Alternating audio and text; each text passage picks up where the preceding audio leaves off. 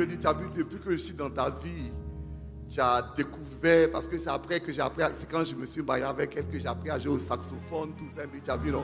Depuis que je suis dans ta vie, tu as découvert des talents.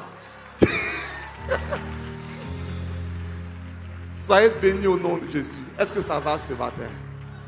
Voilà, je vous salue tous. Je salue chaleureusement, respectueusement les serviteurs de Dieu. Et chacun de vous, je vous aime très fort. Je suis heureux d'être avec vous. Et je veux en même temps que vous me pardonniez si jamais dans mon message je dis quelque chose qui vous dérange. Ça ne vous dérange pas, hein? J'ai beaucoup prié pour ce programme. J'ai laissé Dieu m'inspirer. Et je me suis dit, bon, Seigneur, je vais parler. Je vais parler. Donc, permettez que je dise ce que Dieu m'a mis à cœur. Est-ce que tu peux lever la main avec moi? Et on va bénir le Seigneur. Père, je compte sur toi pour ce moment. Donne-moi de transmettre ta pensée selon les termes qui sont les tiens. Que la vie de quelqu'un soit bénie. Que la vie de quelqu'un soit édifiée. Que tu permettes que cette parole la lance quelqu'un dans sa destinée et fasse de la personne consacrée à la gloire de Dieu. Amen. Tu es béni. Tu peux t'asseoir s'il te plaît. Mon thème de ce matin, je l'ai intitulé « L'odeur de la consécration ». L'odeur de la consécration. Lisons notre texte de base dans Exode 30, du verset 34 au verset 36. L'Éternel dit à Moïse, prends des aromates, du stacté, de l'ongle odorant, du galbanum et de l'encens pur en partie égale. Tu feras avec cela un parfait composé selon l'art du parfumeur. Il sera salé, pur et saint. Tu le réduiras en poudre et tu le mettras devant le témoignage, dans la tente d'assignation, où je me rencontrerai avec toi. Ce sera pour vous une chose très sainte. Verset 37. Vous ne ferez point pour vous de parfum semblable, dans les mêmes proportions. Vous le regarderez comme saint et réservé pour l'Éternel. Quiconque en fera de semblable pour le sentir sera retranché de son peuple. Que Dieu bénisse sa parole. Bien-aimés, nous sommes là parce que nous voulons être consacrés. Comme le pasteur Sanogo le disait hier, comme le nom de votre église le stipule, consacrer, le mot c'est Kodesh. Il y a d'autres versions, mais je prends le plus simple, Kodesh, qui correspond à votre communauté. Et ça veut dire littéralement quelque chose qui est mis à part pour. Dans le verset, on dit c'est un parfait consacré. Et pour qu'on comprenne, on dit réservé à l'Éternel. N'est-ce pas? C'est-à-dire, on veut vous comprendre que ce qui est sacré ou consacré, c'est le même mot. Ou bien sanctifié, c'est le même mot. Ou bien saint, tout ça, c'est le même mot. C'est quelque chose qui est pris, réservé pour Dieu. La consécration, ce n'est pas ce que tu penses.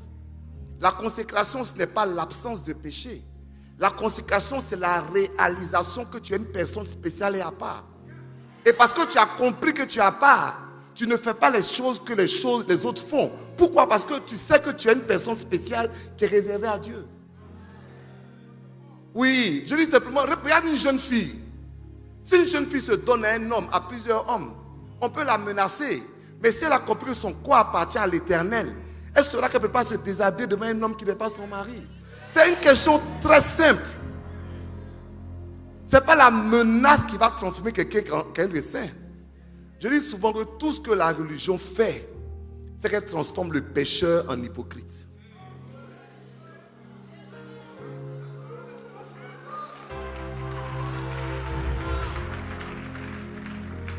Parce qu'il n'a pas connu le changement nécessaire.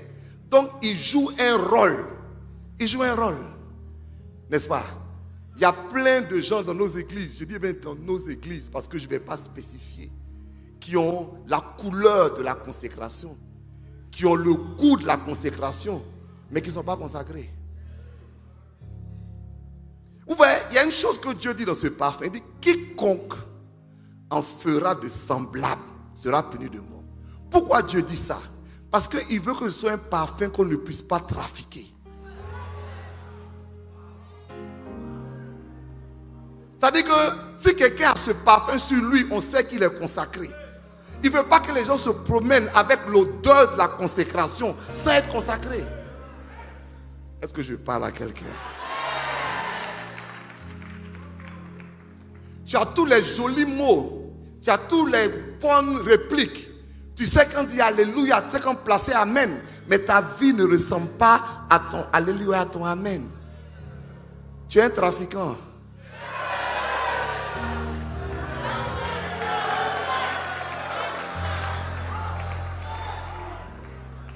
Je vous ai dit que j'allais prêcher.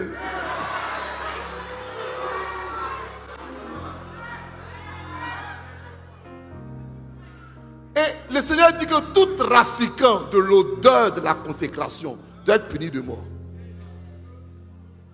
C'est pourquoi après Jésus dit, il dit mon ami, choisis. Soit tu es chaud, soit tu es froid. Mais si tu es un trafiquant, c'est-à-dire si tu es tiède, je te vomirai de ma bouche.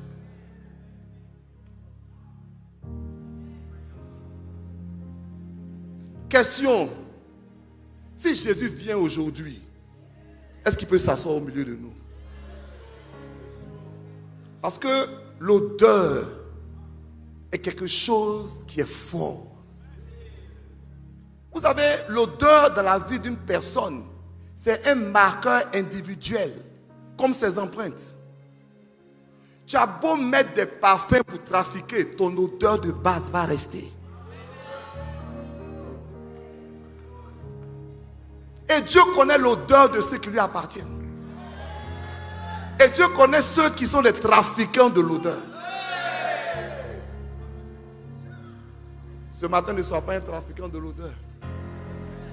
Je dis, ne sois pas un trafiquant de l'odeur. Cherche l'odeur de la consécration. Est-ce que je parle à quelqu'un ce matin? Cette odeur-là, elle est particulière. Alléluia. Elle est particulière parce que elle a 4 éléments. On va les lire ensemble dans Exode 30, 34. On dit prends des aromates, c'est-à-dire prends des éléments avec lesquels tu vas constituer le parfum. Et dit ces éléments sont au nombre de 4. Il dit le premier aromate s'appelle le stacté. Dis avec moi stacté. S'il vous plaît, même si vous oubliez les noms, ce n'est pas grave, je vais expliquer. Le second aromate s'appelle l'ongle odorant, ou bien certaines versions disent odoriférant, c'est la même chose. Le troisième aromate, c'est le galbanum. Et le quatrième aromate, c'est l'encens pur. Et il dit, il faut les mélanger à part égale. Et tu vas en faire une odeur qui est une odeur sacrée. Alléluia. Réservé à l'éternel. C'est quand tu sens cette odeur du waouh. Ça, c'est la consécration. Que cette odeur soit sur ta vie au nom de Jésus. Et je proclame que cette odeur soit sur ta vie au nom de Jésus. Mais pour que cette odeur soit sur ta vie, il faut prendre les éléments de l'odeur. Et le premier élément, c'est le stacté. On va dire ensemble stacté. Le stacté, c'est un élément qui est tiré du même arbre que la myrrhe. Vous voyez, dans la Bible, on parle souvent de la myrrhe. Lorsque Jésus est né, les rois mages lui ont offert de l'or, n'est-ce pas? de l'encens et de la myrrhe. L'or, c'était pour sa royauté. L'encens, c'était pour sa divinité. Mais la myrrhe, c'était pour son sacrifice. Pourquoi? Parce que la myrrhe, chez les Juifs, était ce qu'on prenait pour embaumer les morts. Donc, quand on parle de myrrhe, c'est on parle de mort. On parle de mort. Et le stacté est particulier parce que le stacté est encore plus grave que la myrrhe. Parce que pour avoir de la myrrhe, on prenait l'arbre et puis on le taillait. Mais pour avoir le stacté, il ne fallait pas tailler l'arbre. C'était la gomme, l'huile qui coulait naturellement de l'arbre sans qu'on le déchire.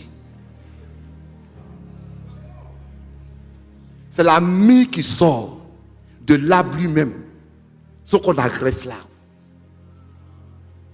C'est la mort que quelqu'un accepte de se donner sans qu'on le poursuive, sans qu'on le persécute, sans qu'on le fatigue.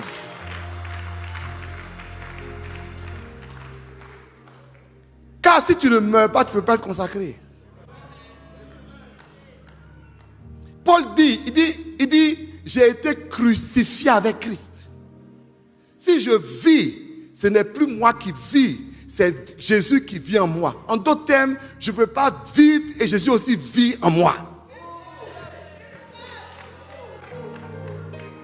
Je ne peux pas. Soit je vis, soit Jésus vit. Mais il n'est pas possible que je vive et que Jésus aussi vive en moi. Il y a un des deux qui doit mourir.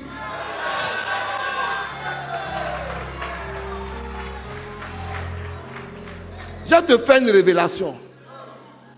Quand Jésus est mort sur la croix, la Bible dit que le rideau s'est fendu. Et donc nous prêchons tous, on dit ayez un libre accès dans le lieu très saint. Mais le rideau dont il s'agit là, c'est le rideau qui est entre le lieu saint et le lieu très saint. Mais il y a un autre rideau qui est entre le pavé et le lieu saint. Quand Jésus est mort, ce rideau n'est pas déchiré. Ce rideau est toujours là. Mais il a fallu que quelqu'un meure pour que le premier rideau soit déchiré. Mais il faut que quelqu'un d'autre meure pour que l'autre rideau soit déchiré. Car Jésus ne va pas déchirer les deux rideaux. C'est-à-dire que Jésus est mort pour toi, mais tu peux être encore dans la cour. Les promesses là, ce n'est pas pour toi. Parce que tu n'es pas mort pour déchirer le premier rideau avant d'avoir accès au second rideau que Jésus a déchiré.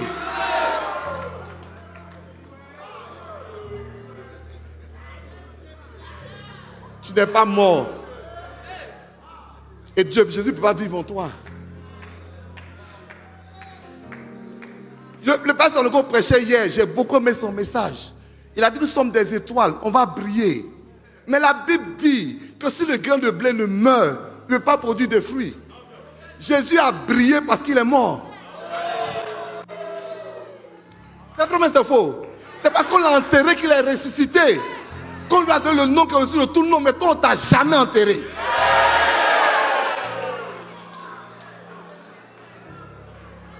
Jamais.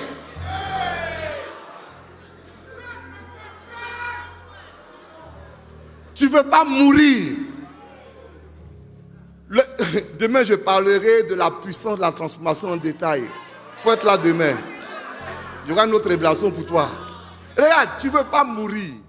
On lit, le Seigneur dit, celui qui veut me suivre, qui porte sa croix et qui me suive. Les gens sont là, ils disent non, quand il souffre, il dit, je porte ma croix. Souffrir n'est pas porter sa croix.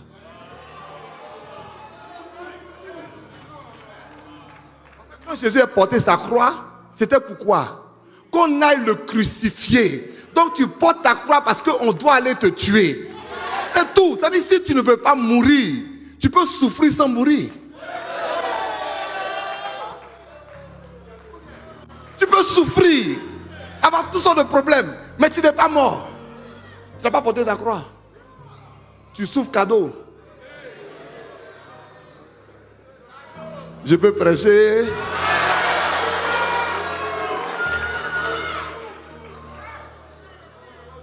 L'apôtre Paul dit, je dis souvent, l'évangile sans la croix, Vous savez, il y a des médicaments qu'on voit à Roxy, là. Je ne sais pas si vous connaissez. Vous ne connaissez pas, hein? On vend ça à Roxy. En tout cas, on vendait à Roxy dans le temps. Le médicament a la couleur du médicament. Ça a le goût du médicament. Mais ça ne fait rien. Pourquoi? Parce qu'il n'y a pas le principe actif. L'évangile sans la croix, c'est ce médicament. Ça a le goût de l'évangile, ça a la couleur de l'évangile, mais ce n'est pas l'évangile. Parce que les gens ne changent pas. Ils viennent tels qu'ils sont. Ils viennent parce qu'ils veulent. Ils viennent parce qu'ils recherchent, mais ils ne changent pas. Parce qu'on ne prêche pas là, parce qu'on ne leur impose pas la croix. Est-ce que je peux parler ou...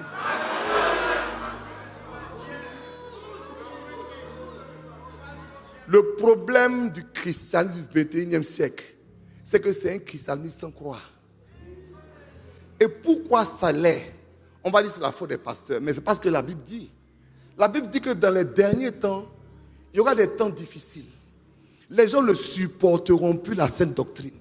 Mais comme ils auront la démangeaison d'entendre des choses agréables, ils se feront une foule de docteurs. Quoi? On dit qu'il va leur raconter des fables. Oui, la Bible dit les fables. C'est-à-dire, ils veulent raconter des choses qui ne sont pas vraies. Alléluia. Je proclame, je prouve que tu vas réussir, tu vas percer. Je suis un homme qui aime la prospérité.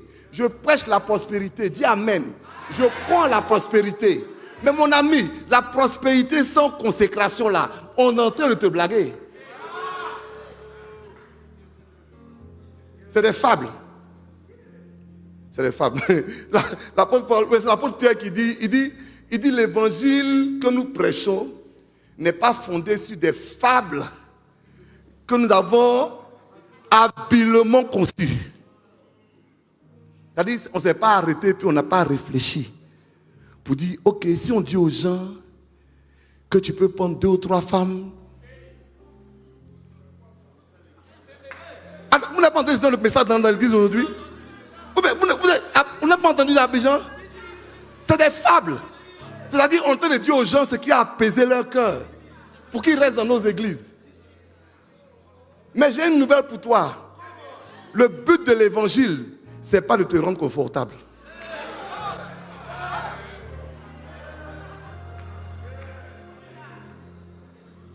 Je t'assure que si l'évangile te rend confortable tous les jours, mais tu ne vas jamais changer. Parce que la nature humaine est une nature pécheresse. Je vous assure, je sais que si moi j'ai une révélation que je viens du ciel, je viens d'arriver du ciel, qu'à partir d'aujourd'hui, chacun prend 2 ou 3 femmes, on me dit voilà. C'est l'homme de Dieu là qui est là. C'est ce message qu'on attendait depuis des années. Tu es dans la révélation. Pourquoi? Parce que c'est l'envie des hommes. Donc quand tu donnes la permission aux gens de pécher, mais ils pêchent. Quand tu tournes l'évangile pour les rendre faciles, mon ami, l'évangile ne sera pas facile pour toi. L'évangile te rend inconfortable. On va toucher les points que tu n'aimes pas. On va toucher ce que tu ne veux pas. Parce que tu dois mourir.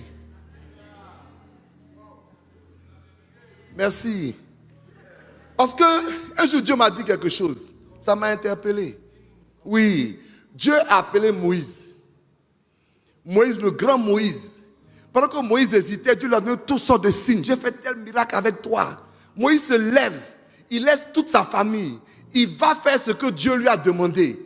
Et sur la route, Dieu poursuit Moïse pour le tuer. Ah! Mais ce que tu m'as dit là, c'est ça que je m'en vais faire. Pourquoi tu me tues encore? Sa femme qui a la révélation, et je vais vous dire pour la révélation, elle vient courir vers son fils.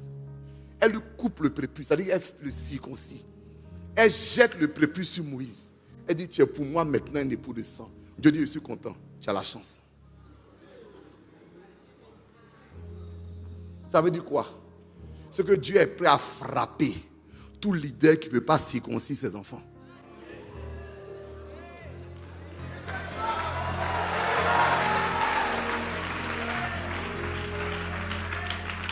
est prêt à frapper tout leader qui ne veut pas circoncire ses enfants.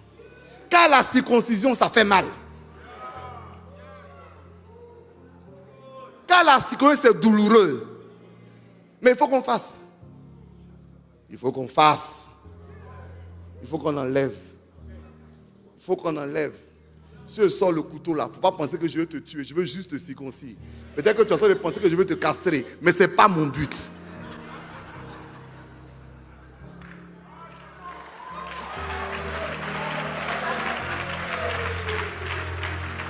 Vous savez, l'apôtre Paul dit, attends, je vais donner le verset exact. Technicien, trouvez-moi le verset parce que je veux le lire. On est ensemble, non? Que Dieu vous bénisse. Que Dieu vous bénisse. Alléluia. 1 Corinthiens 1, 22 à 25. Si tu peux lire ça, j'ai besoin de ça.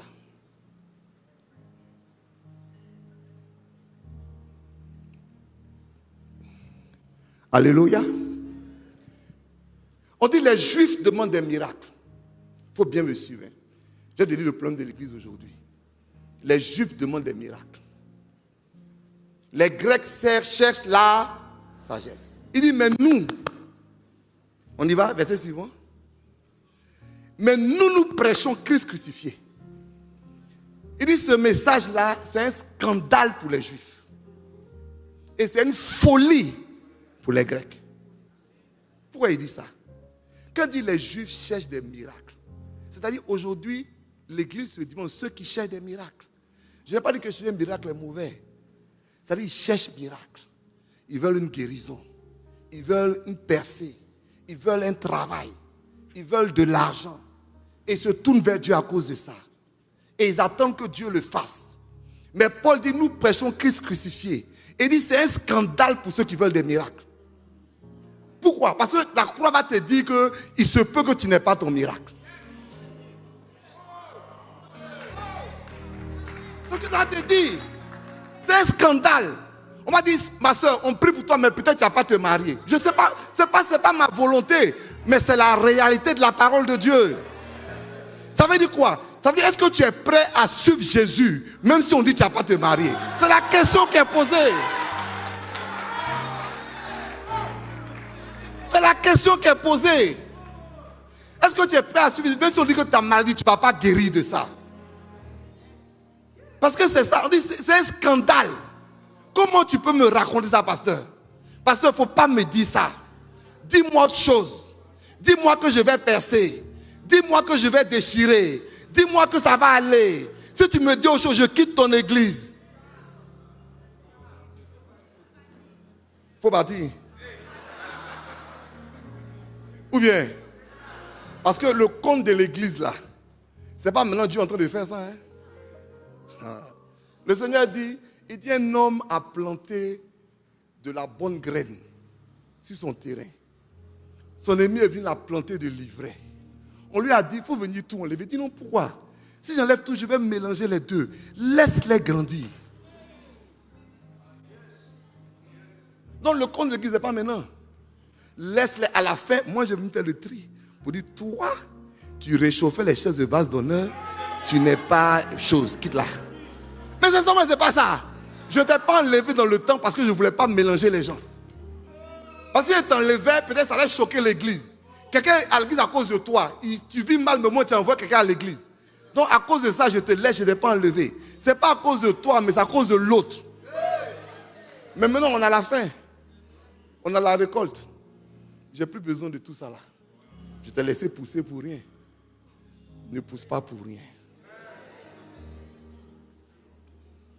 Est-ce qu'on est ensemble ce matin? Vous savez, quand je préparais ce message, Dieu m'a dit, tu sais, moi j'attire les gens par le terrestre, mais je les sauve par le céleste. Je vais développer. Hein?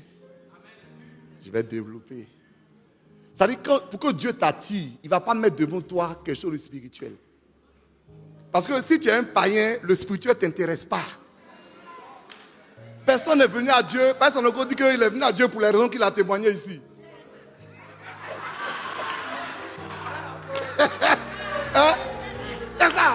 Mais aujourd'hui, regarde ce qu'il est devenu. Regarde ce qu'il est devenu. Moi, j'ai été attiré à Dieu par une guérison. Mais aujourd'hui, regarde ce que je suis devenu. Ce que vous dites par là, tu nous attires tout par quelque chose de terrestre. Il va mettre une bénédiction pour que nous venions. Mais si on ne comprend pas que ça, c'est juste l'attraction, et que ce n'est pas ça le cœur, mais on a un problème. Car tu peux avoir le terrestre toute ta vie, et puis louper le céleste.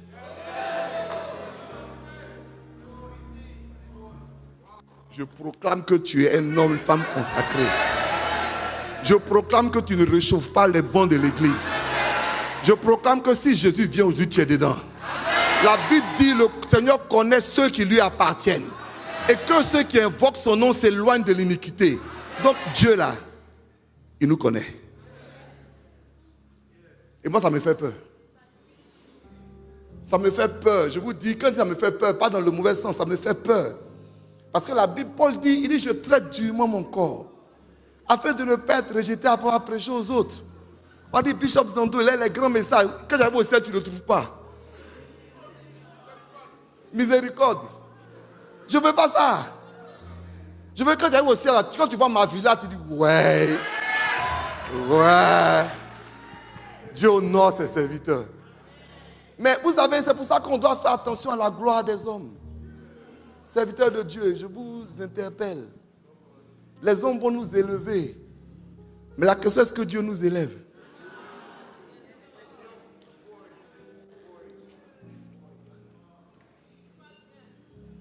Les hommes sont contents. Mais est-ce que Dieu, lui, il est content?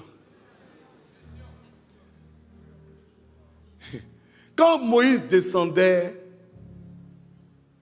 de la montagne, les gens étaient en train d'adorer un veau d'or. Et ils discutaient son aide. L'autre dit, j'entends un bruit de fête.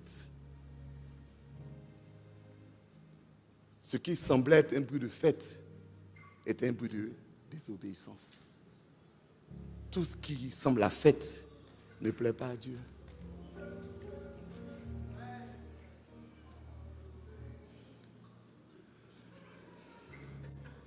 Quand Saül a dit, du moins le prophète a dit à Saül, quand tu vas, ne prends aucun des animaux pour venir. Saül a pris les animaux. Et qu'est-ce qu'il a dit? Il dit, c'est pour offrir à Dieu. Et les animaux, ils étaient en train de bêler.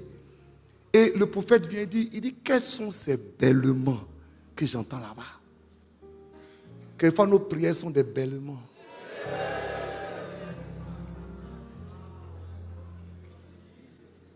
Nos assemblées sont des bêlements. Parce qu'on est dans la désobéissance. Et on pense que parce qu'on est ensemble, on plaît à Dieu. Est-ce qu'on est ensemble ce matin? Touche ton voisin. Dis-lui, il est temps pour toi de mourir. Il faut lui dire.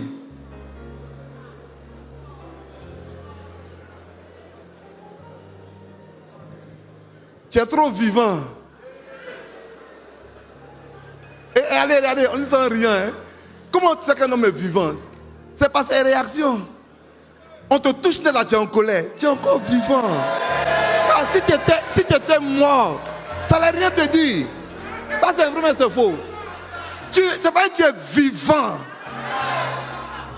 Très vivant. Si on ne fait pas attention, tu vas même revenir à ton passé. Est-ce que tu me connais? Tu me connais? C'est à cause de l'église. Hein? Est-ce que tu me connais? Tu es vivant. Tu es trop vivant. Et dans ton foyer, ma soeur, tu es vivante. Tu es vivante.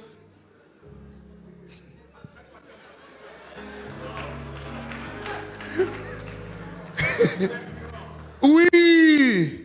Tu es vivante. On dit soyez soumis un petit tout pas. Mon ami, un mort parle pas.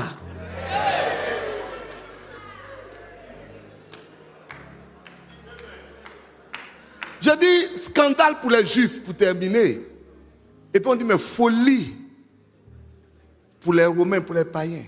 Parce que ce que l'évangile fait des fois, par sa croix, c'est que ça va enlever le centre sur toi et de mettre sur Dieu.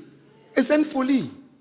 Parce que ce que le païen pense quand il dit sagesse, il pense que l'évangile est là pour construire sa vie, pour le développer, pour l'accomplir, pour le réaliser. Ça, c'est la vérité. Mais vous avez le problème, c'est que tu ne peux pas prendre la périphérie pour en faire le centre. Et le centre fait la périphérie. Ce que Dieu nous donne là, c'est le goissou. Mais ce que Dieu attend de nous là, c'est ce qu'on est mort pour lui.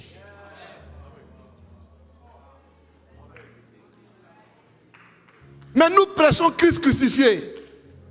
Et on va continuer à prêcher Christ crucifié. Il n'y a pas de glorification sans mort.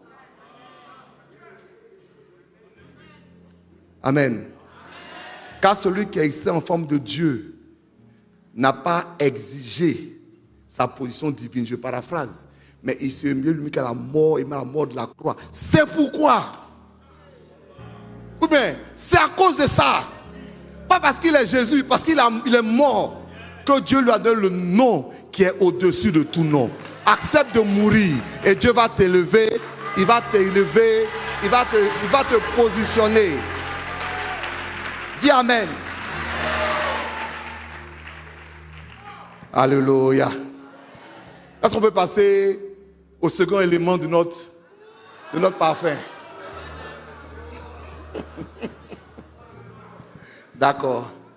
Merci, pasteur. Merci, pasteur. Merci, pasteur. Le second élément s'appelle l'ongle odorant. L'ongle, en fait, c'est un mollusque. Escargot, par exemple, hein, c'est un mollusque. Mais c'est un mollusque marin. Il se trouve que, à cause de ce message, j'ai beaucoup vu la parfumerie. Il se trouve qu'en parfumerie, surtout dans le temps ancien, la plupart des parfums étaient végétaux. On prenait ça parce que ce qui est animal a une forte odeur. L'animal a une odeur qu'on n'utilise pas comme parfum. Donc on prenait des arbres, des plantes, mais l'ongle odoriférant est le seul parfum animal qui était utilisé dans le parfum sacré. L'ongle odoriférant, comme tout parfum animal, a naturellement une mauvaise odeur. Une mauvaise odeur. Mais pour en faire un parfum, on le changeait, on le brûlait, on le malaxait, on le transformait pour qu'il devienne un parfum. Quand tu acceptes de mourir, Dieu va te transformer. Il va prendre ton odeur naturelle là. Il va la malaxer, il va la broyer, il va la brûler. Et puis tu vas sentir différent de ce que tu étais. C'est l'odeur de la transformation. Ça, c'est un autre challenge de l'église. Hein? Parce qu'on n'est pas transformé. La Bible dit, ce n'est pas moi qui dis, ne vous conformez pas au siècle présent, mais soyez transformés par le renouvellement de l'intelligence. Donc notre transformation se constatera quand nous ne serons plus en conformité. Je vais pousser. Je vais simplifier. Si je viens dans l'église et que je vois la vie des croyants et qu'il y a une conformité, c'est-à-dire même chose que la vie des païens, alors il n'y a pas de transformation. Ou bien c'est pas ça? On est très conforme. Oui. On est très conforme. On casse la vérité. Aujourd'hui, il y a autant de divorces chez les chrétiens que chez les païens. C'est quoi? On est conforme. Ou bien, les païens divorcent pour certaines raisons. Nous aussi, on divorce pour les mêmes raisons. Je ne suis pas en train de juger, je fais un constat. Ou bien, ce n'est pas une conformité. C'est une conformité. Parce que comme ils sont, nous aussi, on est la même chose. C'est la vérité. Si je mens, corrigez-moi. Dans l'habillement, on est conforme. Pourquoi on n'est pas conforme? Aujourd'hui, quand tu es pasteur, quand tu viens dans une église, il faut sélectionner le premier rang. Oui, tu as oublié de dire, fais signe au protocole, pardon, elle a 4 heures derrière. L'autre là, elle a ça derrière. Tu as ce choix, ou bien le second choix, c'est de choisir un bloc où tu vas prêcher. Ils pensent que tu les aimes. Mais par contre, l'autre côté là, tu ne peux pas regarder.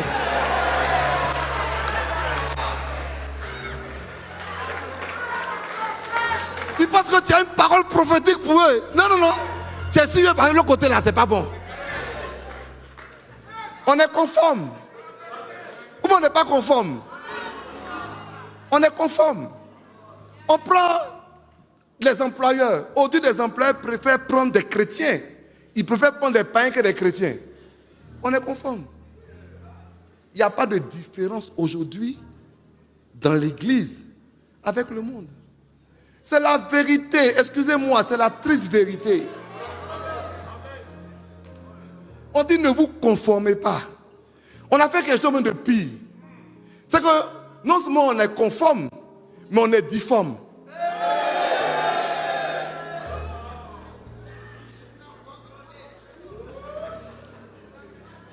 Je vais m'expliquer. La difformité, c'est la transformation, c'est changer complètement quelque chose. C'est trans, c'est-à-dire le truc est là et puis il y a la difformité, mais c'est prendre quelque chose et le modifier. Et quand le prend, le modifie, il devient plus vilain que l'original. Regardez dans l'église, il y a des choses qui se font aujourd'hui qui sont plus laides que dans le monde. Pourquoi? Parce qu'on a pris pour le monde. Et puis on le justifie à notre manière pour nous conformer. Mon ami, dans les derniers temps, il y aura des temps difficiles. Comme tout à l'heure, on dit que les gens sont irreligieux, blasphémateurs, ennemis des gens de bien. La phrase qui me choque, on dit ayant l'apparence de la piété, mais reniant ce qui en fait la force. L'apparence. Mais ce qui fait la force là, on ne veut pas. Je sais, c'est pas facile pour nous les pasteurs. C'est-à-dire qui ne veut pas que beaucoup de gens l'écoutent? On veut tous. On dit c'est vous qui aimez, qui ne supportez plus la saine doctrine. Et on dit c'est vous encore qui voulez entendre des choses agréables. C'est encore vous que vous faites une foule de docteurs selon votre cœur, non pas selon Dieu. Hein? Et pour que cela vous raconte des fables. Et on se suit comme ça. Dieu a un problème. Et je vous dis réellement, le problème numéro 1 de Dieu, c'est qu'il a le choix de frapper l'église et frapper l'église.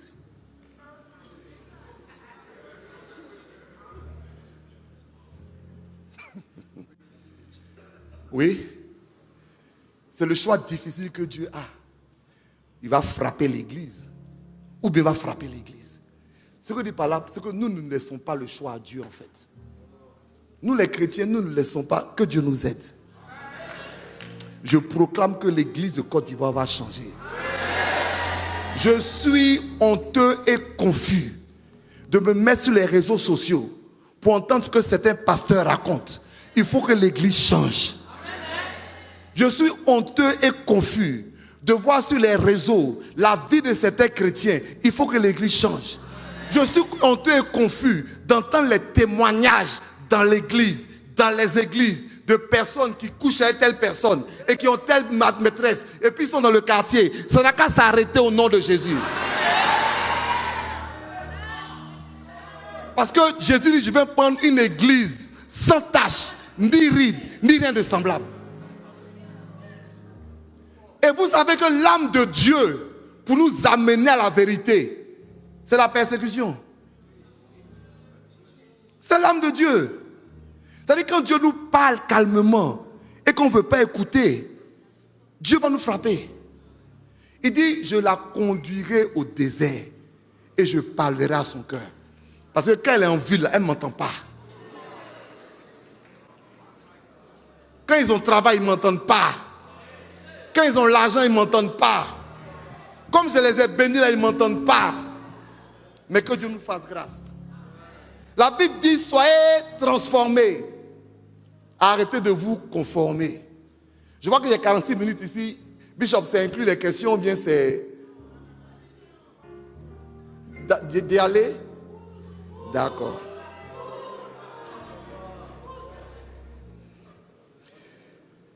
Je vais vous donner l'autre aspect de la transformation. Il est dit, 2 Corinthiens 3, 18, nous tous qui le visage découvert, contemplons comme dans un miroir la gloire du Seigneur, nous sommes transformés en la même image. Dis avec moi la même image. Dis fort la même image. Question, je suis sincère, hein? Quand je te regarde, quelle image je vois? Il ne faut pas me répondre. Si ça arrive, tu vas demander à ton mari, il va me dire. Ou bien à ta femme, il va me dire. Ou à tes enfants, il va me dire. Parce que nous tous là, nous sommes gentils à l'église. Hein? Nous, on est saints. Qui n'est pas saint à l'église? Mais ça, il ne s'agit pas de ça. Parce que la sainteté, ce n'est pas ce que tu fais, c'est ce que tu es.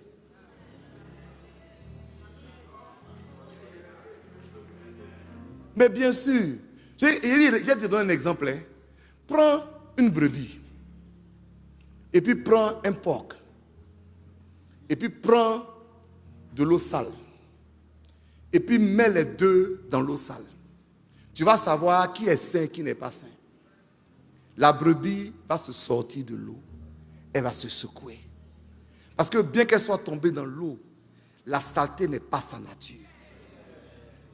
Elle ne supporte pas cette nature. Elle ne supporte pas cette nature. Maintenant, prends le porc.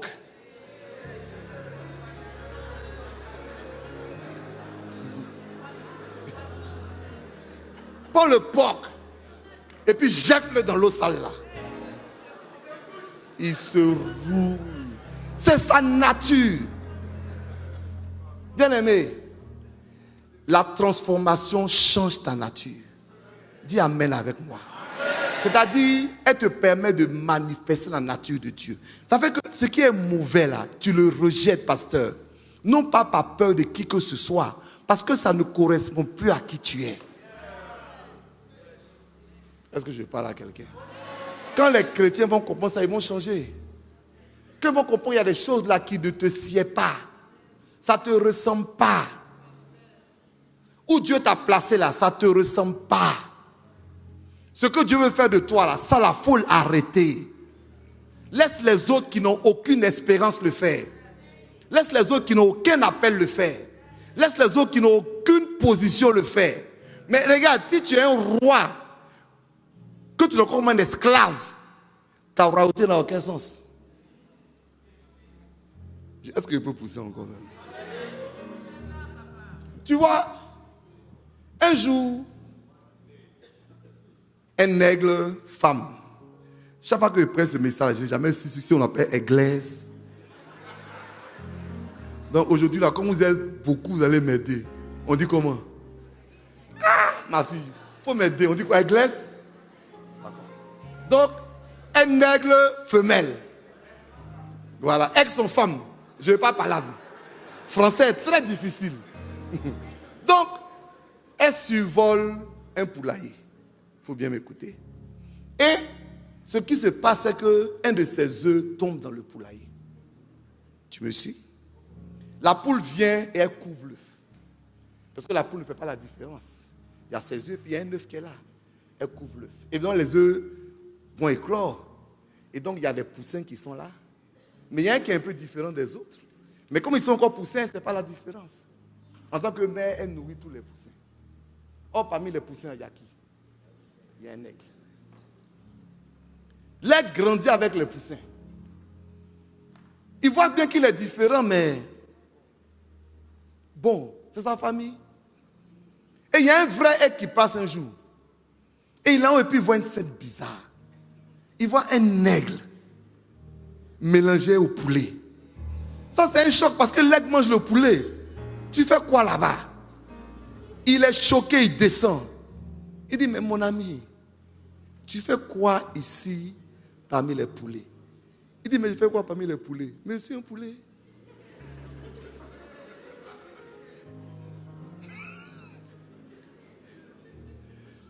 Je suis un poulet. Il dit, comment tu es un poulet? Il dit, mais ça c'est ma maman.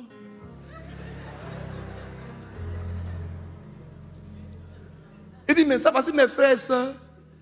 L'aigle dit, ah, mon ami, ça c'est un scandale. Tu n'es pas un poulet. Je vais te montrer. Tu as vu tes ailes qui sont là? Je vais te montrer à quoi ça sert. Donc l'aigle prend l'aiglon. Il le dépose sur une balustrade. Il dit, il faut battre les mains. Il faut battre, tu vas voir ce qui va se passer. Et quand il commence à battre, il s'envole. Ne sois pas un poulet, alors que tu es un aigle.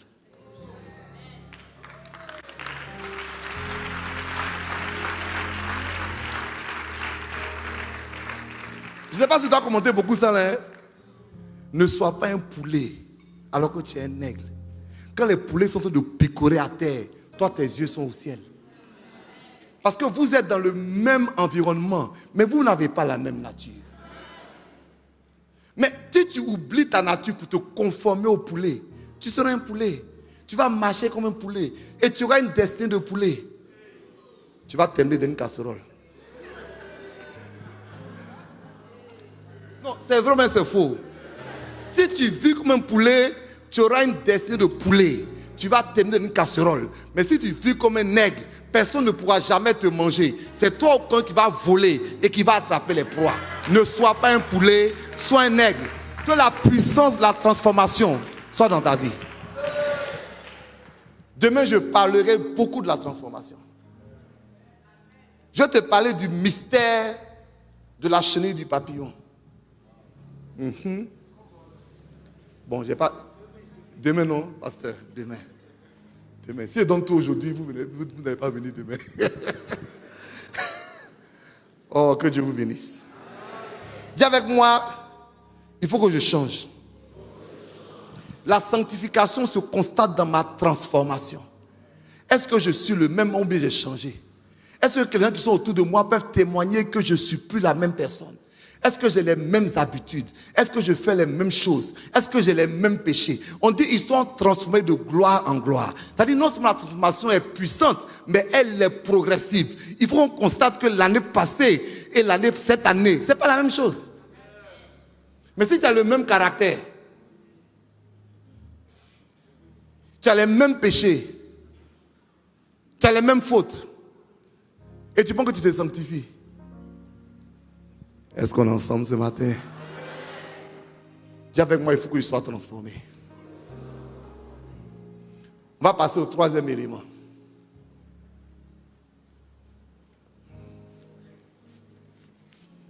Le troisième élément s'appelle le galbanum. Dis pas galbanum. On pousse, on va y arriver. Le galbanum, il faut m'écouter très bien parce que tu vas comprendre ce que je veux dire. Le galbanum est un parfum qui n'est pas fait pour être utilisé seul. Parce que bien que son odeur soit agréable, son odeur est agressive. Donc quand tu le mets seul, il y a quelque chose qui agresse les gens. On dit que le galbanum est un révélateur de parfum. C'est-à-dire on le met avec les autres parfums afin que l'odeur des autres parfums soit rehaussée. Mais on ne le dit jamais seul. Ta sanctification, c'est dans l'impact que tu as autour de toi. Oui. Parce que si toi seul tu sens bon et que ton odeur commence à déranger les autres, c'est un problème. Je parle de quoi? Je parle de ta sainteté en guillemets qui te donne le droit de juger tout le monde.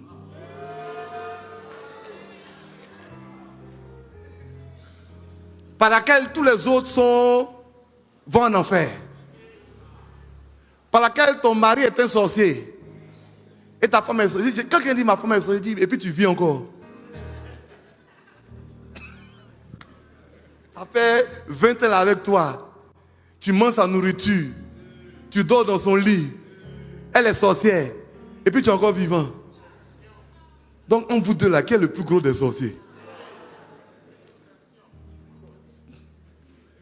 Il ne faut pas que notre consécration devienne pour nous un trophée que nous brandissons pour pouvoir juger les autres et nous imposer aux autres. Ce n'est pas vrai. Ça, c'est la religion. Ça détruit la consécration. Il y a des communautés, on dit, que les femmes portent un foulard pour être consacrées. Je ne suis pas contre du tout. Dis Amen. Je ne suis pas contre. Chacun a sa théorie. Ce n'est pas ça le problème. Mais il ne faut pas que leur langue soit aussi longue que leur foulard.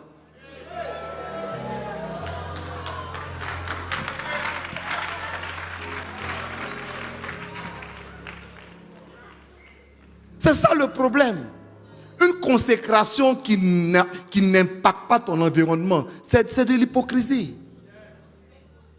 Tu es un metteur en scène, mais tu es encore un acteur. Oui. Oui. Et regardez quelque chose de très simple. Quand les gens sont tournés vers Jésus à la fin des temps, ils sont venus. Ils disent, Seigneur, en ton nom on a prophétisé. En ton nom on a fait des miracles. Jésus dit, je ne vous connais pas. Éloignez-vous de moi. J'étais en train de préparer un message et puis Dieu m'a dit, il y a ce que la Bible dit. On dit, heureux ceux qui procurent la paix, car ils seront appelés fils de Dieu. Il n'est pas dit, heureux ceux qui font des miracles, car ils seront appelés fils de Dieu. Oui. Tu peux faire toutes sortes de miracles et puis ne pas être appelé fils de Dieu. Parce que tu ne procures pas la paix. Tu n'es pas un homme de paix. Tu n'es pas une personne, quand il est quelque part, on sait qu'il est là par son influence. Mais tu fais jeûner prière. 40 jours. Tu ne manges pas. Tu ne bois pas d'eau. On dit tu n'es pas fils de Dieu. Et qu'on va finir ça là, qu'il y aura un palabre, ton nom sera dedans.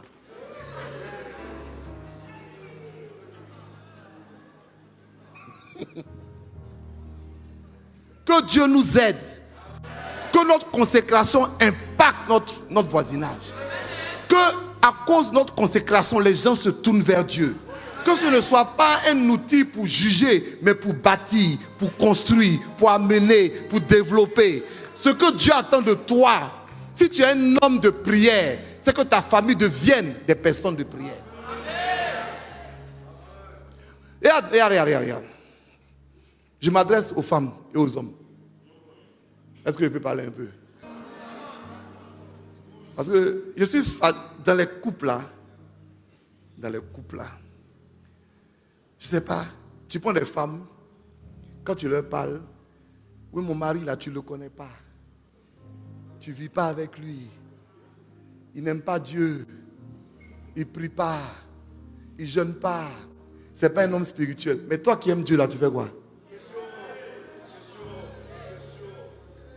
Et il dit, toi qui aimes Dieu, tu fais quoi? Toi qui es spirituel, tu fais quoi? Toi qui dis que Dieu te parle, tu fais quoi? Ton attitude est pire que l'attitude de celui qui dit qu'il ne connaît pas Dieu. Question, comment lui va faire pour connaître Dieu si toi qui connais Dieu, tu marches comme ça? Je vais te dire une chose, il y a beaucoup de gens qui ne vont jamais entendre l'évangile. Tu es le seul évangile qu'ils vont entendre.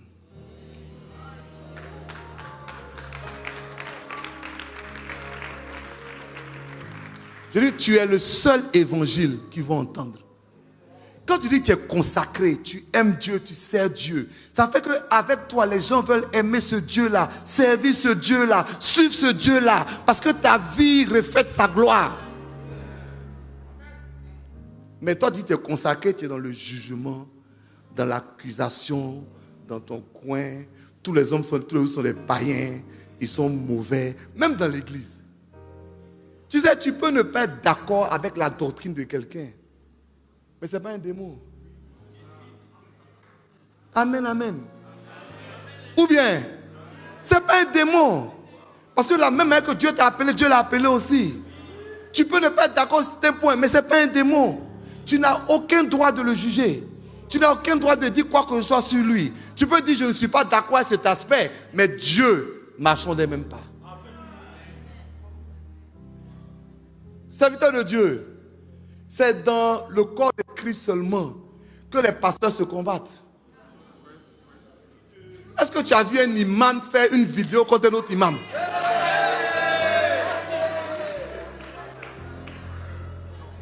Pourtant, il y a des imams qui font de vilaines choses, hein? Mais est-ce que tu as vu un imam faire vidéo contre un autre imam? Jamais. Est-ce que tu as vu un prêtre catholique dire, bon, je vais attaquer au moins l'archevêque de tel... Je veux l'évêque. C'est chez nous là. On fait vidéo pour attaquer Pasteur Sanogo. On fait vidéo pour attaquer... C'est pas parce que c'est mon ami. Hein. Je trouve que c'est honteux. Je trouve que c'est honteux. Si tu as une révélation qui diffère de ton frère, ça ne te donne pas le droit de le juger. Si tu as une révélation, parce que la consécration, ce n'est pas ce qui te fait devenir plus grand que les autres. C'est ta présence dans les autres qui va faire qu'ils vont devenir meilleurs.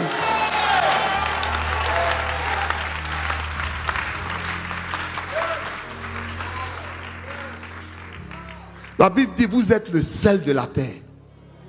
Et vous êtes la lumière du monde. Donc si une sauce n'a pas de goût, c'est la faute du sel.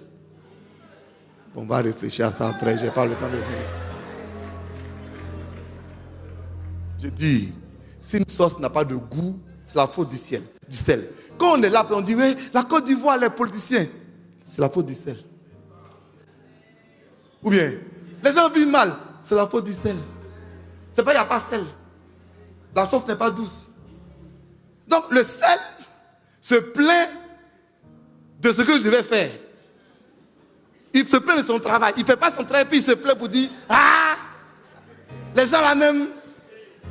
Mais tu fais quoi? Que Dieu nous donne d'impacter nos environnements. Je proclame que ta vie sente le galbanum. Ta présence dans un milieu transforme le milieu. Ta présence quelque part amène le quelque part à devenir spécial. Tu transportes le ciel avec toi. Je vais répéter, tu transportes le ciel avec toi. Il y a un homme de Dieu un jour qui a parlé d'Éden. Il a fait une interprétation qui m'a choqué, qui m'a interpellé. Il dit Éden, ça veut dire un lieu de plaisir, un lieu d'abondance. Mais en même temps, Éden, comme tous les mots hébreux, ont leur sens et puis chaque lettre a un sens. Souvent, le mot hébreu, tu peux le comprendre de deux manières. Hein? Voilà. Par exemple, le mot Abba, qui veut dire père, ça veut dire source. Mais c'est Aleph Beth. Aleph, ça veut dire le taureau, et puis Beth, c'est la maison. Donc le père, c'est la source, mais c'est le taureau de la maison. Quand tu prends le mot Éden, ça veut dire abondance. Mais quand tu prends lettre par lettre, ça veut dire un lieu où pour le moment, la présence de Dieu est une porte ouverte vers le ciel. On peut penser à ça. Donc en fait, Éden n'était pas un lieu physique. Éden suivait Adam. Car c'était un lieu où pour le moment, la présence de Dieu était une porte ouverte vers le ciel. Homme de Dieu, c'est-à-dire toi tu peux transporter Éden. C'est-à-dire, c'est pourquoi Jésus dit, il dit, et quand les gens prêchaient, il dit, on dit en tout, montre-nous le royaume de Dieu. Il dit, mais vous n'avez rien compris. Il dit, le royaume de Dieu est au milieu de vous.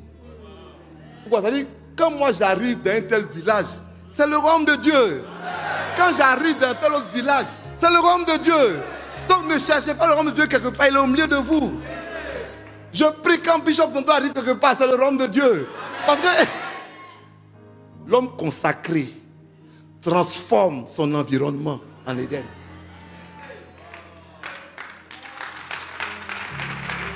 Tu ne m'as pas bien compris, mais ce n'est pas grave. Tu transportes le sacré. Tu le transportes. Amen, amen. En fait, c'est ce qu'on ne comprend pas. C'est pas quelqu'un pense qu'il peut venir. J'appelais dans une église avant, où quand il y a quelqu'un fait une faute morale et qu'on veut faire les mariages, on dit on ne va pas le marier à l'église. On va faire nos célébrations hors de l'église. Et pour la question, comme vous avez fait la célébration hors de l'église là, qui va être là-bas? Qui va être là-bas? C'est la même église. Donc ce n'est pas un mur. Ce n'est pas un mur. Donc si tu penses que tu peux venir t'asseoir lundi ici et puis acclamer le Seigneur, dimanche acclamer le Seigneur, et puis lundi vivre comme tu veux, tu n'as rien compris. Parce que quand tu es consacré, c'est ton bureau qui devient l'église. Oui! C'est ta maison qui devient l'église. C'est même ton lit de couple qui devient l'église. Ça c'est juste une parenthèse, hein? Une parenthèse. Mais la Bible dit, homme de Dieu, la Bible dit. Il me regarde. On dit de fermer, bon, je ferme.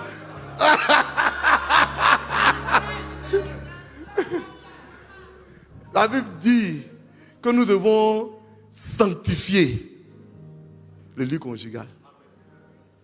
C'est ce que la Bible dit. Donc tout ce qui est saint a un autel.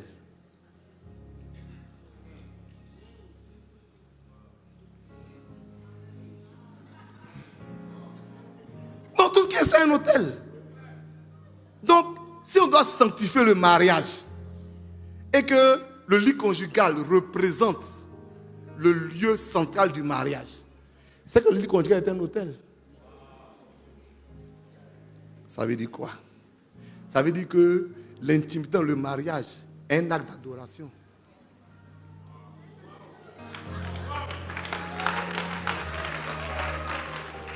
Si tu veux, tu lis la Bible. Si tu veux, tu lis la Bible. Ouais, c'est un acte d'adoration. Il y a un qui dit, je suis content. Ils ont prêché ça maintenant. Ils ont prêché ça maintenant à sa femme. Que j'ai entendu le bishop, il dit, c'est un acte d'adoration.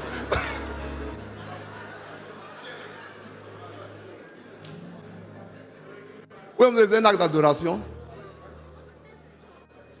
C'est tellement un acte d'adoration que le Seigneur compare cela à l'union de Christ et l'Église. C'est un acte d'adoration. Oui, c'est un acte d'adoration. Donc les femmes là, arrêtez d'empêcher les gens.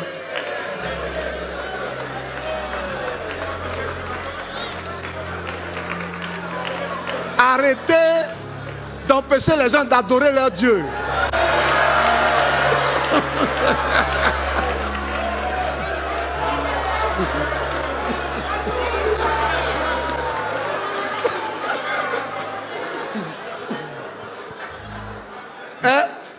Arrêtez d'empêcher les gens d'adorer leur Dieu. Rentrez dans la révélation. Que Dieu vous bénisse. Bon, je ne sais pas pourquoi il dit ça, mais ça ne peut pas dire mon message, mais c'est pour quelqu'un. Ce n'est pas venir mon message, mais je sais que c'est pour quelqu'un qui a... Il y a quelqu'un qui devait entendre ça ce matin. Elle devait entendre ça ce matin.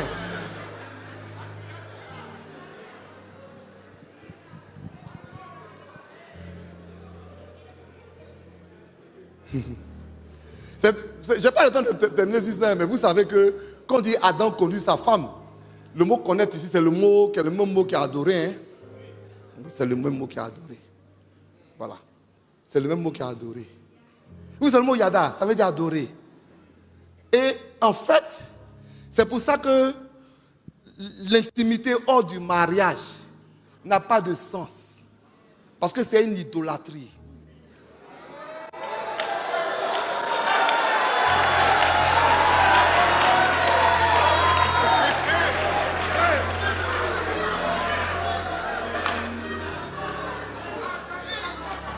C'est la vérité, c'est une fausse adoration. Donc c'est une idolâtrie. Et Dieu frappe les idolâtres. Ok, revenons à la transformation.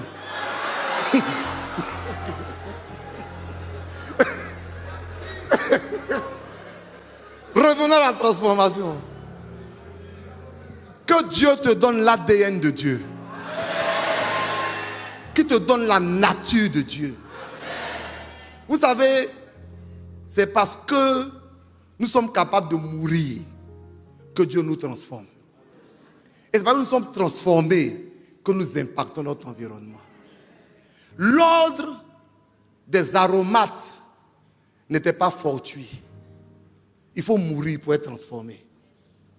Et il faut être transformé pour impacter. Nous refusons de mourir, donc on n'est pas transformé. Et quand on n'est pas transformé, on n'a pas d'impact que Dieu nous donne de rentrer dans ce mécanisme. Je vais parler du 4e ingrédient. Le 4e ingrédient, c'est l'encens. Dis avec moi l'encens. Le but de l'encens, c'était de faire monter le parfum vers Dieu. Car tu pourrais faire un parfum comme tu veux, mais s'il n'y avait pas l'encens, le parfum ne montait pas. Parce que l'encens se brûle. Et quand il est brûlé, l'odeur monte vers Dieu. Qu'est-ce que ça veut dire? Que la finalité de ta consécration, c'est que ta vie soit à la gloire de Dieu. Hier, le pasteur Sanogo nous disait que tu es une étoile. Mais une étoile brille. Tiens, comment une étoile brille? Et une étoile, en fait, brille parce qu'elle reflète une lumière. Et cette lumière, c'est la lumière divine. Tu ne peux pas être consacré si auparavant, ta première conception, c'est d'être à la gloire de Dieu. Il y a beaucoup de raisons pour lesquelles on peut vouloir se consacrer. Mais c'est les fausses raisons. C'est les fausses raisons. En tant que ministre, je peux dire, il faut que je me consacre pour que quand je prie là, les malades soient guéris. Ce n'est pas mauvais, mais c'est une fausse raison. Parce que tu ne ramènes pas la consacration à Jésus, mais à toi. Tu es en train de payer un prix pour ta gloire. Non, mais c'est pas. Tu payes le prix de ta gloire. Oui. Mais c'est ça. C'est pour ça souvent, on jeûne et puis on prie. Et puis Dieu ne nous répond pas. Parce qu'on ne prie pas Dieu. On veut forcer Dieu par le jeûne.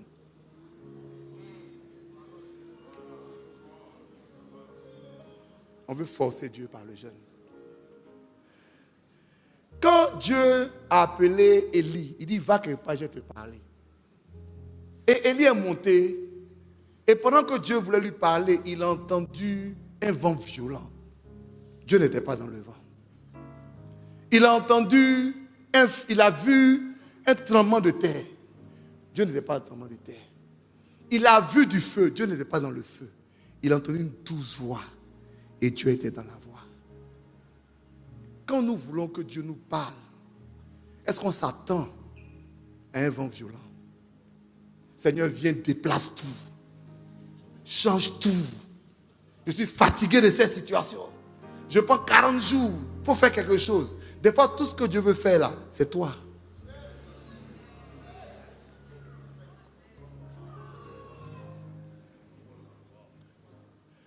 Tu sais, si tu lis ce texte-là, tu verras que pendant que Élie est en train d'aller à la montagne, c'est qu'il a un problème avec Jézabel. Mais quand Dieu lui parle, Dieu ne va pas lui parler de Jézabel. Il pense qu'il prie Dieu pour un problème, mais Dieu est intéressé par un autre problème.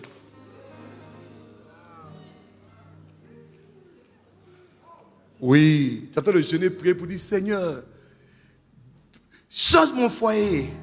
Dieu dit, tu vas te calmer, je vais te parler de toi un peu.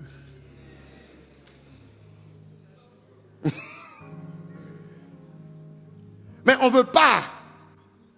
Tu vois, on veut que Dieu travaille dans un vent violent.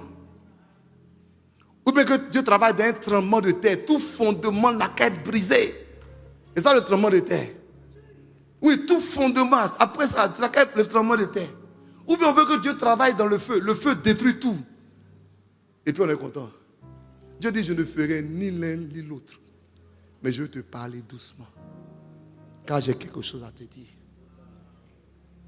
Qui veut manifester la gloire de Dieu? Il dit, qui veut manifester la gloire de Dieu? En tant que ministre de Dieu, bien-aimé, parce que je ne prêche pas pour quelqu'un, je prêche pour moi-même. Ce que je vous enseigne, ce n'est pas parce que je suis un super chrétien. C'est parce que je suis aussi challengé comme vous. Dis Amen. que je cherche à me consacrer comme vous. En tant que ministre de Dieu, il m'a fallu du temps pour accepter ce que Dieu voulait faire par moi et en moi. Il m'a fallu du temps. Parce que je voulais que Dieu fasse ce que je voulais. Et souvent, ce que nous voulons que Dieu fasse, c'est la copie de ce que nous avons vu. C'est bon, c'est pas ça? C'est la copie de ce que nous avons vu, de ce que nous avons aimé, de ce que nous avons apprécié, de bonne foi. Et on dit, Seigneur, fais ça. Et Dieu dit, je n'ai pas fait ça.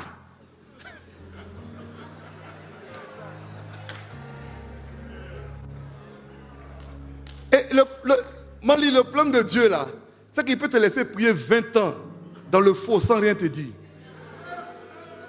Non, c'est la vérité. Et au bout de 20 ans, il va te dire, quand tu es prêt, il va dire, ok, est-ce que je peux te parler maintenant? Hein? 20 ans après, est-ce que je peux te parler maintenant? Parce qu'avant là, je ne pouvais pas te parler. Tu étais rempli de ton projet. Tu étais rempli de ta personne. J'allais te dire quoi? J'allais te dire quoi? Que Dieu vous donne de refléter la gloire. Que Dieu vous donne. Que vos vies là soient un parfum d'agréable odeur qui monte vers lui. Que quand Dieu vous sent là, il est content. L'odeur là, c'est très bizarre. Parce que tu ne peux pas la trafiquer. C'est pour ça qu'il y a des chiens renifleurs. Tu as beau cacher ta drogue partout, il vient. Il dit, ça est là. Tu as beau cacher ton péché n'importe comment. Dieu sent l'odeur. Il est bien habillé, mais je sens une odeur. Je sens l'odeur de l'adultère. C'est une odeur que je ne supporte pas. C'est une odeur que je n'aime pas. Je sens l'odeur de la malhonnêteté. Je sens l'odeur de la colère. Je sens l'odeur. Et moi, Dieu, c'est des odeurs que je ne supporte pas. Donc, je quitte à côté de vous. Dis Amen. Vous avez dit que c'est en riant. Et je vais terminer par la prière pour donner rendez-vous demain. Un homme priait. Il arrivait dans une église.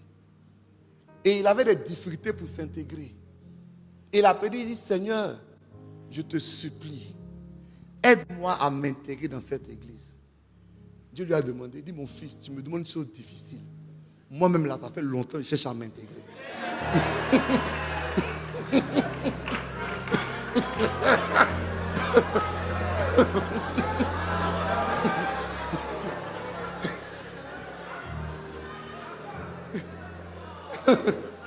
Il dit, moi-même là, Dieu là, ça fait longtemps que je cherche à m'intégrer. Donc ce que tu me demandes là, c'est difficile. Je ne sais pas comment je vais faire. Que Dieu n'ait pas de problème à s'asseoir au milieu de nous. Que notre odeur ne repousse pas Dieu. La Bible dit, Jésus a appelé tout le monde, il dit sanctifiez-vous. Parce que demain, Dieu fera des miracles. C'est mon mot de fin. Sanctifiez-vous. Parce que demain, Dieu veut faire des miracles. Que Dieu vous bénisse. Que Dieu bénisse sa parole sur la terre.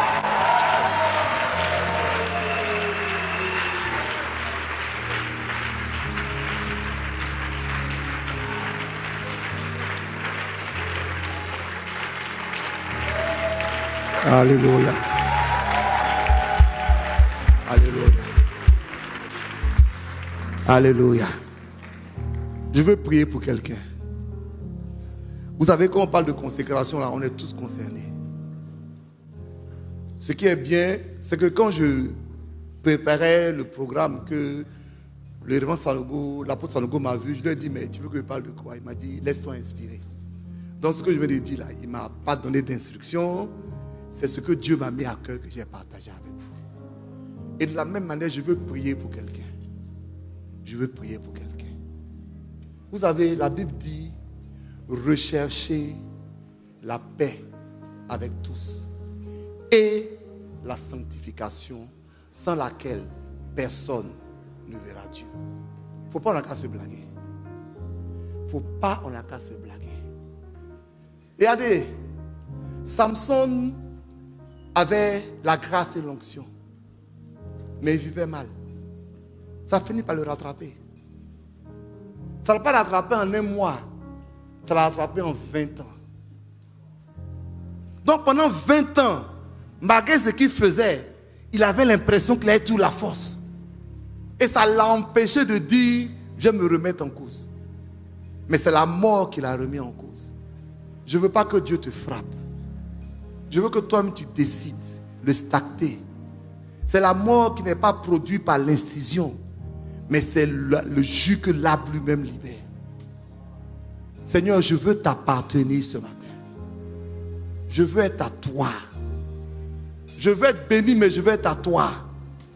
Je veux me marier, mais si je ne me marie pas, je suis à toi. Mais ce n'est pas ça. Je veux un enfant, mais si je n'ai pas d'enfant, je suis à toi. Je veux percer financièrement, mais même si je n'ai pas l'argent, je suis à toi. Il y a un homme qui était un prédicateur indien qui est devenu pasteur et évangéliste, il s'appelle le Sadhu Sudhar Singh. Et une fois, on l'a attrapé pour le mettre en prison. Quand il est sorti, il a dit la chose suivante. Il dit, Jésus a transformé ma prison en un ciel. Qu'est-ce qui va arriver quand je serai au ciel? Mais regardez les chrétiens d'aujourd'hui. Pour la moindre des choses, ils rétrogradent. Je dis la vérité ou pas? On a une génération difficile. Pour la moindre des choses, ils sont frustrés. On ne peut plus rien leur dire, on ne peut plus rien leur faire. Je suis frustré. Tu n'es pas bien mort parce que celui qui est mort n'est pas frustré. 1, 2, 3, on m'a frustré. Il y a un gars, il a écrit sur sa porte. C'est une histoire vraie. Christ c'est ma vie, la mort m'est un gain. Il a échoué au BPC. Il dit, je ne m'en vais plus à l'église.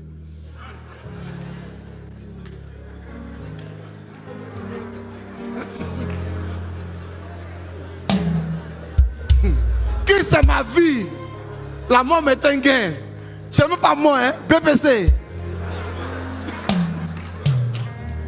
BPC. Et il ne vient plus à l'église. Christ est ma vie. La mort m'est un gain. Je prie pour que Dieu me donne les meilleures choses du monde. Oh, je crois que Dieu va me bénir. Mais ce n'est pas ça qui va faire ma communion avec Jésus. Jamais. Je lui appartiens. Je suis sa propriété. Oh, bien-aimé. Vous comprenez, je vais prier. Il y a la consécration là. C'est un chemin de propriété. Tu vois, il y avait des cuillères, j'ai terminé, mais je vais te faire comprendre ça avant de prier pour toi. Il y avait des cuillères, des assiettes qui étaient dans le temple. Amen. C'est des cuillères, c'est des assiettes. On prend pour manger. On est d'accord, non? Mais on dit que c'est devenu sacré. Ça veut dire littéralement que la seule personne qui pouvait manger dedans, c'est Dieu. C'est ce que ça veut dire littéralement. Ok, il y a un gars qui n'a pas compris ça, il s'appelle Béchassar. Quand il est venu, il a tout pris. Lui pense que c'est des ustensiles comme ça. Donc il prend, et puis un matin il fait une grande fête. Il dit, envoyez les assiettes là, les verres là. Moi j'ai mangé dedans. Il n'a pas tué quelqu'un, il a dit ça seulement. Quand il a fait ça, il y a un doigt qui est sorti. Il dit, pesez, pesez, comptez, divisez. La Bible dit que sa ceinture a lâché. Il y a des thèmes dans la Bible là, que la Bible essaie d'être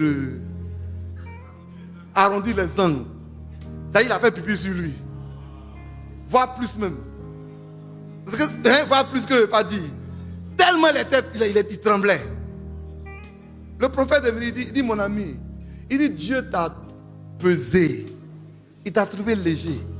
Toi, tu penses que tu es qui? Et puis tu vas prendre assiette de Dieu pour manger dedans. C'est pas, c'est-à-dire, il y a assiette et puis assiette. Il y a assiette et puis assiette consacrée. Et à cause de ça, n'est-ce pas? Tes jours sont comptés. Et puis ton rhum sera divisé. Le même jour, on l'a enlevé. Je dis quoi par là? Apparemment, c'est une assiette. Apparemment, c'est un verre. Mais c'est sacré. Ta vie est sacrée.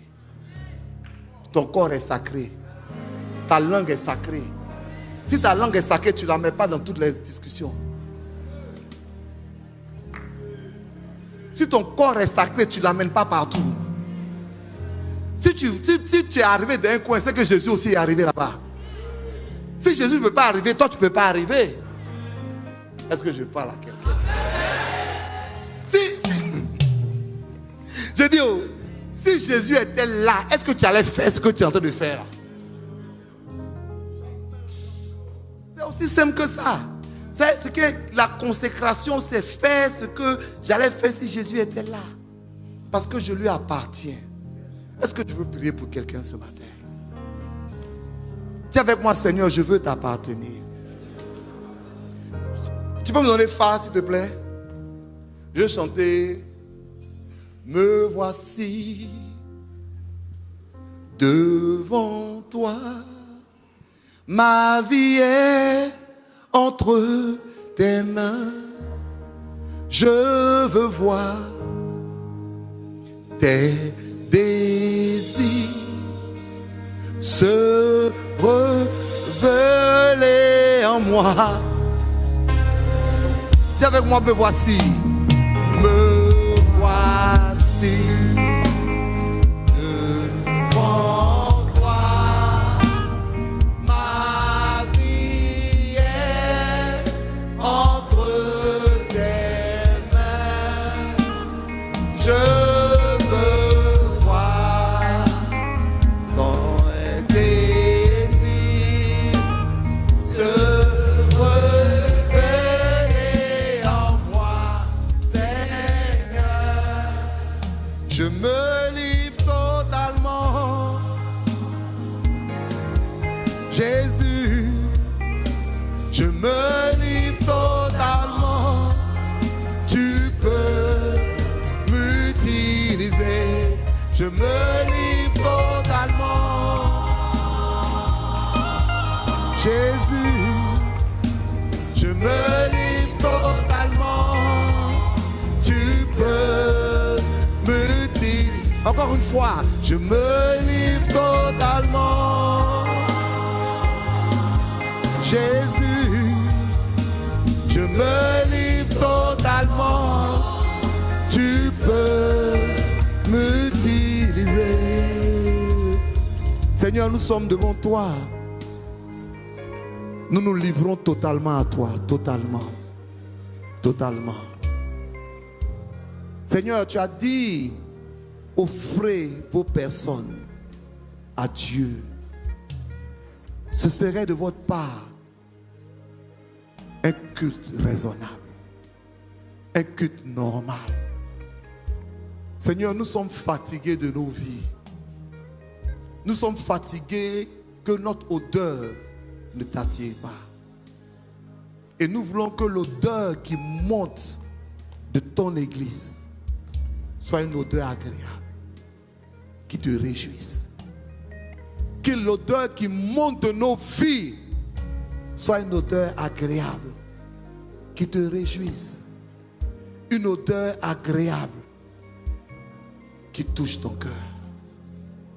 Seigneur, je veux que mes mots qui sont limités, tu puisses ajouter, travailler, transformer, changer. Je t'aime, Seigneur. Je t'aime de tout mon cœur. Et je veux que tu suscites un peuple d'adorateurs. Ta parole dit, tu as fait de nous une nation sainte, un peuple acquis. Ça veut dire que tu as fait de nous ta propriété. Un peuple acquis, ta propriété. Aide-nous, Seigneur. Aide-nous. Qu'après ce programme-là, les vies changent. Les vies changent. Les vies changent. Donne-nous ta force pour prendre la victoire. sur les péchés, sur les manquements. Donne-nous d'avoir l'odeur de la sainteté. Fais-le pour nous, je te prie, au nom de Jésus.